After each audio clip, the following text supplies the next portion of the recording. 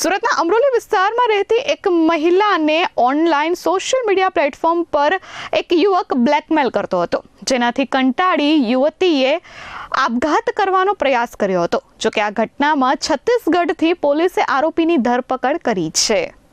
સુરત શહેરની મહિલાને બ્લેકમેલ કરી આત્મહત્યા કરવા મજબૂર કરનાર આરોપીની અમરોલી પોલીસે ધરપકડ કરી છે।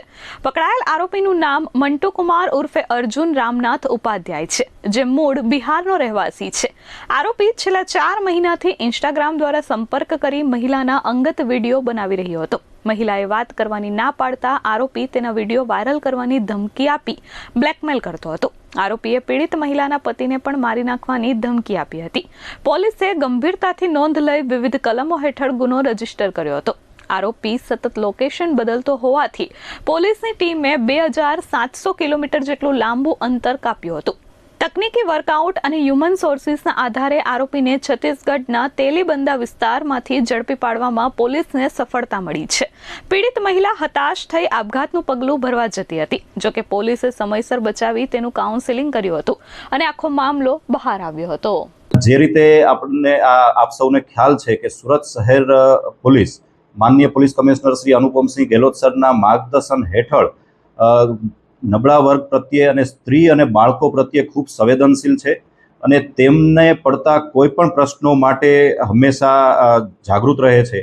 આ જ અભિયાનના ભાગરૂપે પોલીસના બાતમીદાર દ્વારા કે જે આ મહિલાના પરિવારની નજીકમાં રહેતા હતા, તેના દ્વારા અમરોલી પોલીસના ડી સ્ટાફના એક કોન્સ્ટેબલને આ બાબતની જાણ કરવામાં આવેલી કે આ પ્રકારની એક ઘટના મહિલા પોતાના પરિવારથી અસંતુષ્ટ થઈ અથવા કોઈ પણ અન્ય કારણથી આત્મહત્યા કરવા માટે જઈ રહેલ છે।